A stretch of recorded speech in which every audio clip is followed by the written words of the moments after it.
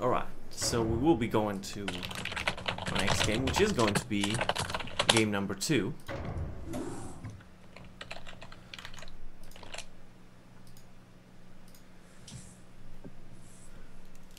So he did choose Sniper Ridge. Yeah, it's actually interesting. It wasn't Jam who did Protoss, and he chose Sniper Ridge. Now we have... Yeah, Azura choosing it too. Yeah, maybe it's because just they kind of know the map or like the map better rather than anything else. I really don't know why Protoss would choose it, but maybe they have a style. Like when I played Terran, I would choose Aztec against Protoss, and people think that's terrible for Terran, but I had a style, which made it my best map on that matchup. So yeah. You can have these kind of your own strategies that kind of understand how they work better on a map. Yeah. So yeah, I can definitely see that. For example, I always loved Tau Cross as a Protoss, and I don't know if that's good for Protoss or not. Just for me, it works pretty well. Well, if it works for you, then that's just how it is, you know. Yeah.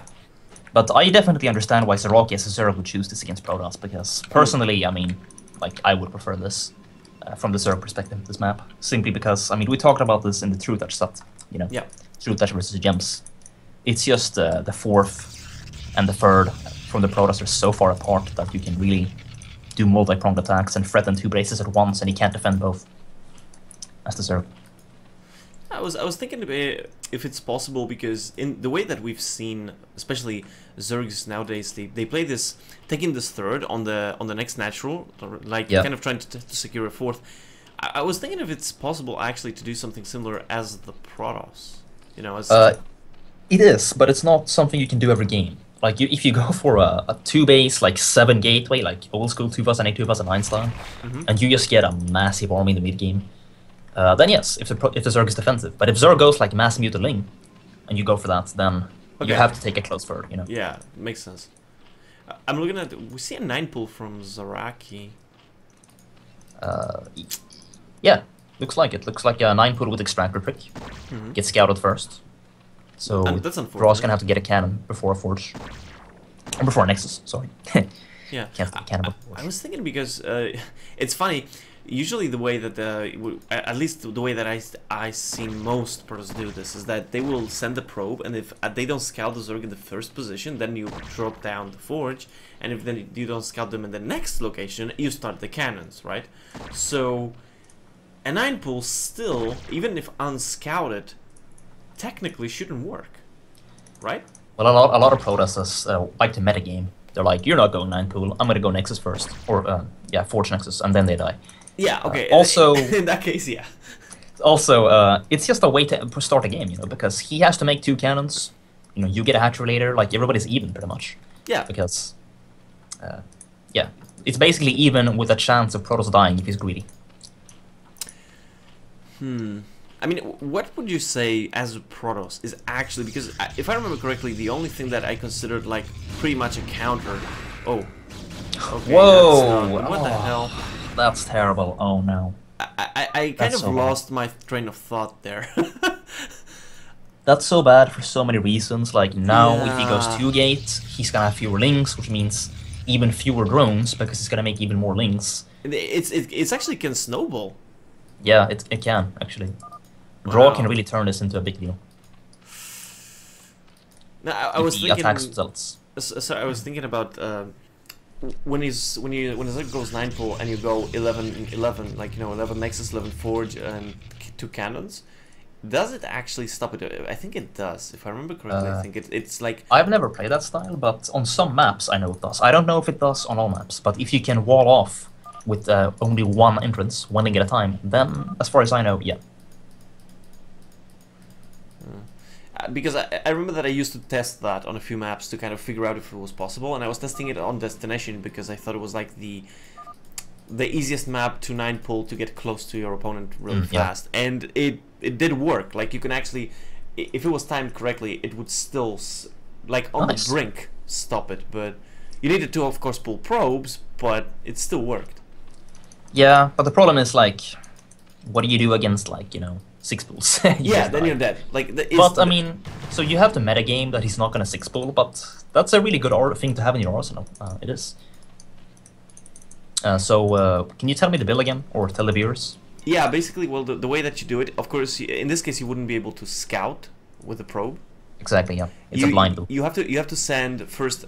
You make a pylon pretty much kind of at your nexus, considering where you want to put the next two cannons, and then you send the probe back to mining, and you wait at 11 probes, and then when you have, I think it is about 320 minerals or something like that, and you send the probe back down to put the nexus, and then from there you don't make any probes until you can get the forge and the two cannons.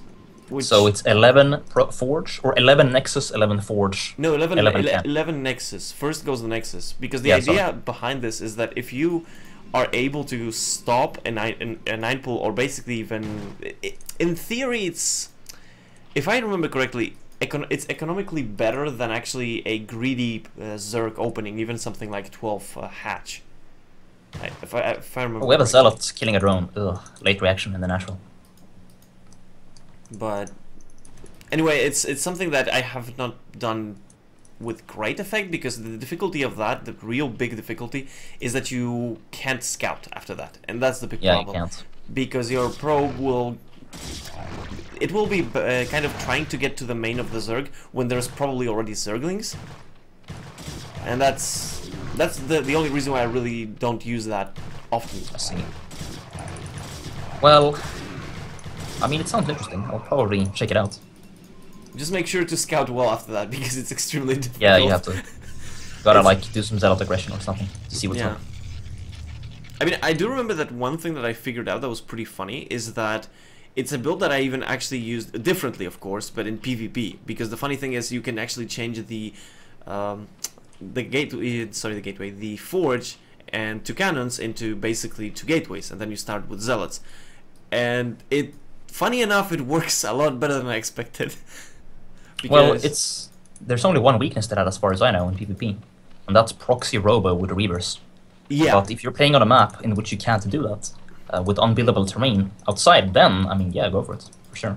I mean, the way that it worked really well for me, at least, is that since you actually are producing from two gateways, and your opponent usually, when they see something like this, they either go very heavy on units or try to get some tech, then for some time you actually can produce more than them. So even though they have dragoons, they have to constantly micro dragoons, while you can just keep sending zealots, which makes it kind of easier at lower levels, we would say. Yeah, it's good at low level because it's easier for you than it is for your opponent. Yes, but at high level, levels, it's actually inferior. Yeah, at higher levels, unless you can't build a robot at the base, then you actually can expand fast with cannons and zealots, because he can't siege you with reavers, you know. Yeah. I actually I beat Draw for third place in a TLC by doing that. I went for 2 gate expand and got cannons, and he went for standard 1 gate core, and I won because he couldn't do the one thing that's weak against, in my opinion, as far as I know, is this the proxy robo, which you couldn't do on that map. It was Bloody Ridge. I'm not sure. I haven't played enough PvPs to actually know, with that build, to know if it actually is viable, but I know that it can throw off your opponents, because it's very difficult to kind of figure out. Many players don't play against this style, so... I know, that's what you have going for you. Like, I lost to it so much, like Nexus first and 2 gate expands and stuff like that. I lost to it so much before I realized what the weakness was. Yeah, because and if you don't, you just die. You need to play against it a few times to kind of get the feel of it. Yep. Anyway, so it looks like we got the 6 gateways again for Draw, same as last game. But he's not really making a lot of Corsairs, so we could be going for an attack instead, maybe. And the composition is also different, if you look. No Dragoons, Archons now, DTs. Yeah, it's going Zealot Archon now, with not as many Corsairs. Like, these Corsairs to me seem like just anti-Mutalisk Corsairs, not offensive harassment Corsairs.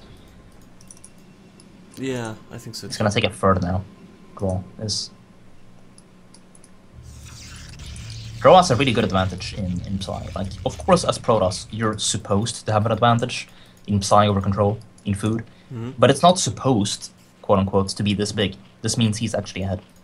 Well, there is 4 Sunkens at the third, and we have another 3 plus a creep.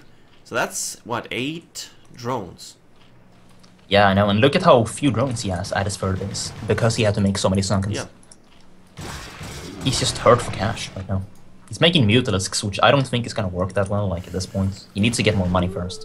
I mean, it might. Like, considering, as you said, that there are not too many Corsairs, it might do something if his micro is stellar, but if not... He still has enough to defend against this low economy aggression, I think. Yeah, okay. We have an attack now at the front, it seems, with Zealot Archon, Sire. This is really dangerous, because these are only, you know, 4 Sunkens with no units in front.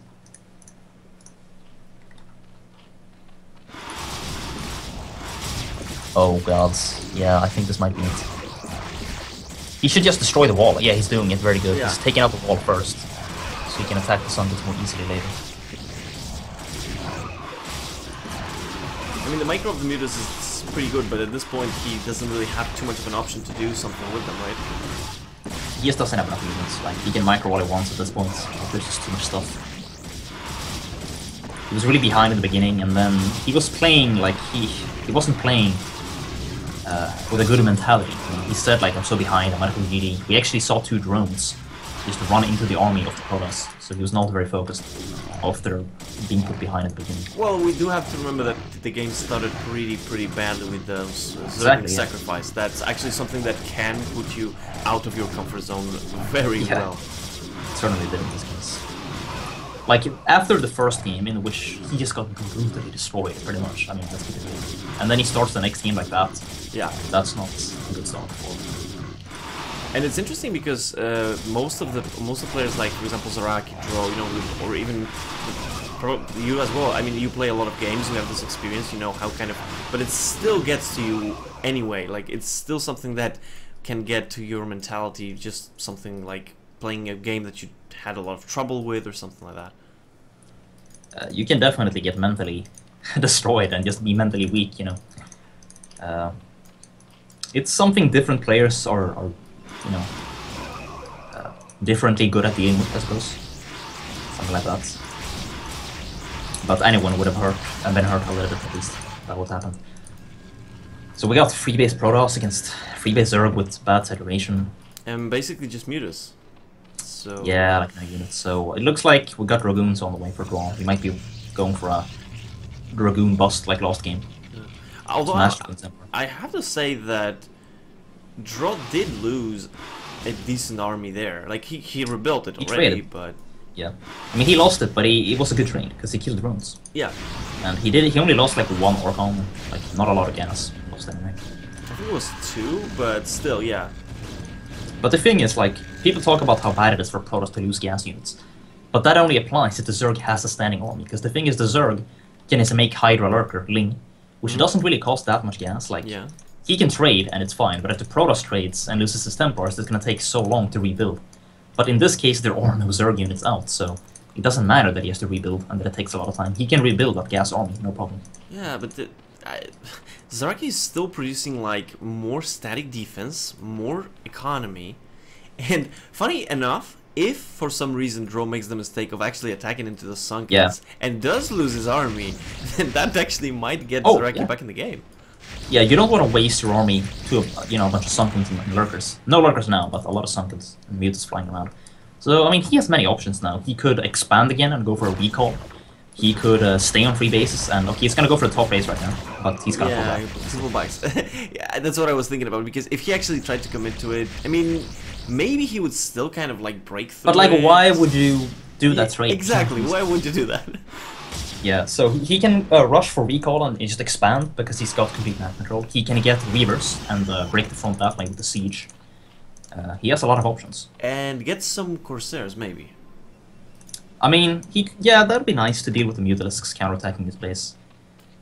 I would actually have a Templar in my main right now because the only way to lose is to the Mutalisks. And his natural is very exposed. His main is somewhat exposed, but the Mutalisks aren't really doing anything about that. They're not really... Well, there's not that many of them either. Like 10 is... They can cut into your mineral line, but they can't actually kill like buildings. Right, they can't. But they could definitely, deny mining from the natural anyway. We have a siege now. This is a good thing to do. Yeah. When you have map control, you siege down the hatcheries, the outer buildings outside of the wall. Yeah, and especially when your opponent doesn't actually have a standing army that can try to flank. Yeah, exactly. If you're not going to get flanked, you can just do this with impunity. We've got 11, I think. Yeah, 11 gate. No, 12 gateways actually. So that's quite a lot of It's production. 4 per base. It's a good amount. We have a robotic support bay now, so he's gonna start dropping, which is another thing you can always do. That's a good way to use map control. To start dropping. Our mutas, I don't. I guess at this point, if you try to go Hydras, you don't have the economy for it, maybe. But he's just flying around with his mutas, but like they're not really gonna do let him take a 5th base. You know? They're not gonna accomplish anything. And with Draw taking a 4th, I would say this is pretty much gonna be the nail on the coffin because it's so close to the Zerg's natural. Yeah, he can actually defend this while threatening the Zerg at the same time. Because he's got like such a better army. Do we have Reavers? Nope. He's just gonna go for some temper drops. It looks like. Also, I'm also thinking about the fact that at this point, since Draw knows that there's probably not going to be enough units to actually threaten his 3rd, then he can actually take that base, you know, leave his army there, and basically be the one who dictates where the army of the Zerg is going to be by being the one who attacks. Yeah, I mean, normally Draw's 3rd base wouldn't be safe at all. Like, this is not a safe base. You need Templars and stuff. But in this case, I mean, it's pretty much safe, I think. Like, the Mutalisks can counterattack bases, but there are so many cannons, and cannons are pretty good against Mutalisks. He also does have a few Corsairs to respond to any attack. It's not that many, but yeah, it's kind of enough, pretty much, if you consider the cannons with the Corsairs. Although, we have to say that there is no upgrades for the Corsairs, and there is +1 for the armor for the Mutas, which is actually a huge difference. A big deal. Yeah, really, that's true. Well, Draw isn't really doing much. Being aggressive here. He's preparing to do some draw. Oh, he's gonna go for a Doom drop. I see, okay. So he's gonna attack the 4th with a bunch of shuttles. He's got like 3 of them, actually. And he can drop a lot of units there, so that's... If he escorts these shuttles and they don't get sniped by air, it's a good idea. There's only 2 full. One is actually... Yeah, he didn't load up the last one. I don't know why. 2 Archons would have been great in there. Anyways, got the drop coming in now. The Mutalisks are very close by, so they could clean this up actually. Yeah. But there's no defense at all in that base, so if the Mutas don't respond like really fast, he could actually get the... He is reacting now, so he shouldn't lose anything here. It's 3-1, like upgrades, right? So... Yeah, that's a lot of damage, but still, he was just too close with the Mutas. Yeah. Gonna kill him. And the main we still don't have any units except for Mutalisks. We don't even have Mutalink, we just have Mutalisks. So we might actually see a break at the front here. And the funny thing about this is there's like 30 Mutas, and you could say if for some strange reason the Archons, I don't know, bug out or the storms fail, you know, even if everything goes wrong for Draw and he loses his army, countering mass Muta is not that difficult. Oh, it's not. The only thing he's got going for him with his Mutalisks is that he could counterattack the main and the natural, you know, where the army isn't, while sitting behind Sunkens at home. But he's not doing that. He's not flying into the main. And that's what you do when you go Mutalisks versus Protoss. That's what you have to do. That's what they're good at. I mean, it's funny because Mutas are kind of like relatively big units, so they kind of look threatening when you have a lot of them, but then when they like instantly die, all of them. You're like, what the hell just happened? Oh god, this is not the right base to attack at this well. Because he got stormed. That's the thing. He should have attacked the main, because in the main there were no Templars. I think this is gonna be, you know, GG. That's it. Oh my god. Well, so ZaRaki's entire standing army has died, guys. Oh no. 2 cannons and a Templar. Yeah. Oh god. Right now, I would actually just attack the front with my units and win the game. I think that's not a bad idea. Although, I mean, okay, there's not that many Sunkens, but... The thing is with Sunkens that they take up space and they can't move, so... Yeah. If you keep making units and he keeps making Sunkens and you keep making units and Sunkens, eventually there's no space to put more Sunkens. Yeah. Then you go and you win, basically. Yeah, well, I mean, it's funny. Okay, we got a Dark Archon now, so Draw does decide to kind of like get ready for... It's a good counter to mass Muta. Yeah, although it's kind of... It's a bit late because I think now they died. ZaRaki... Yeah, and ZaRaki I think is already like given up on the idea of trying to go for more Well, after units. losing all of them to yeah. To a Templar and cannons, yeah. He still has a squad of Mutalisks. He's got 9. But every base is defended pretty much right now. Just... Even the main has a Dark Archon in it. Whoa. But The that... Draw's just patrolling around the map, making sure that there are no expansions going up. kind of hidden expansion. We got 3 robos actually coming up for draw. Oh, nice. That is natural. That game. The ultra switch. Which are probably not ever going to come into this game, but... Well, we have a hive right now. I mean, the way Draw is playing, he might give ZaRaki enough time, because he's not attacking anymore. He's just like waiting for Draw to mine out. Oh, we can see a Maelstrom! No. Nope. He missed it. Too bad. Too bad. I mean, it's not like it matters, but it would have been cool to see. Well, I mean, the funny thing is, I'm not sure if that's the case, but I think in the late game, like, mutas are dead weight, because it's so easy to counter them, to kill them, and they take a lot of supply, actually. Mutalisks are for going into the main base when the Protoss walks out. That's it, really. Like, that's what they're for in this matchup, and for sniping 10% in the mid game, but yeah, apart from the sniping, that's what they're for, and he hasn't really done that. Like, he flew into the 12 o'clock, way too late. It was already fortified. There's a Templar at every base now. Yeah. And we still got mutas coming up, so... I don't know, I don't understand this too much by ZaRaki. I mean... the biggest problem that I have with mutas is that actually there are things that, like cannons, that cost only minerals and that deal well with them. And mutas are expensive units. I mean, 2 mutas is... I think, yeah, 2 mutas is 1 ultra. Like, yeah, it is. It is 1 ultra and 4 links. I mean, come on. That's a lot of money. Look at the middle. Look at how many cannons we have in the middle. Draw securing 2 extra geysers, which is really nice for him. Well, not that he actually needs it right now. I mean, he's got 3,000 gas, yeah. So he's finally got Reavers now. Looks like he might use them to go kill his opponent finally. It might be a good idea, yeah. He's been able to kill his opponent for a long time now.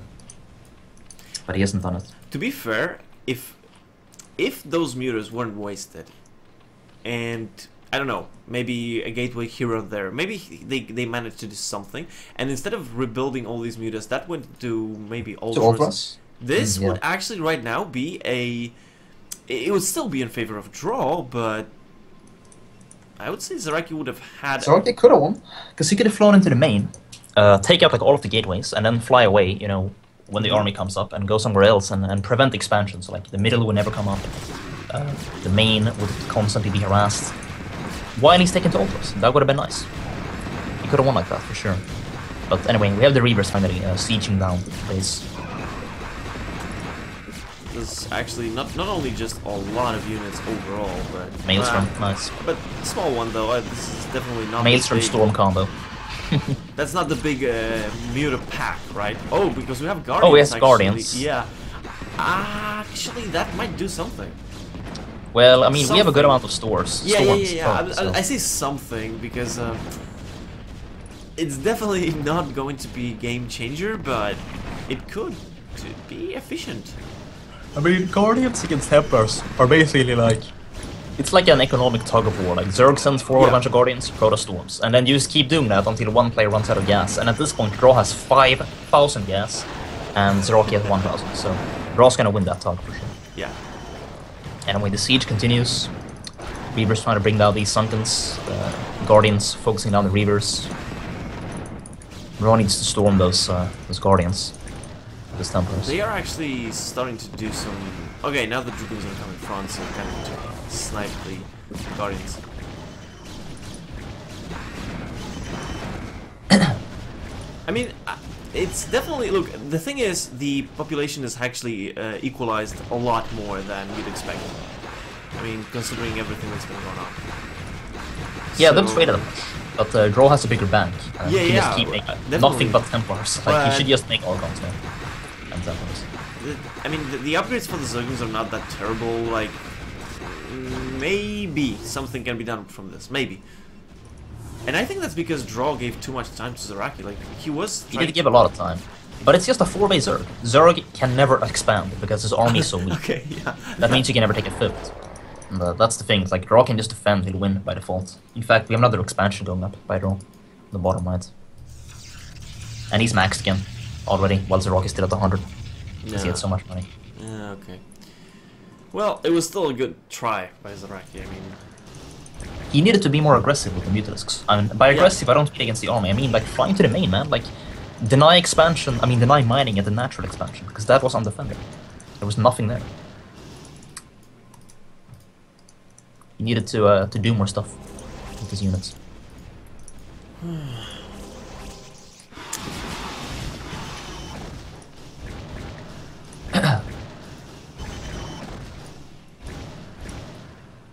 ZaRaki's trying Have a to drop now at the sneak bottom up. left, sneaking in a hatchery snipe.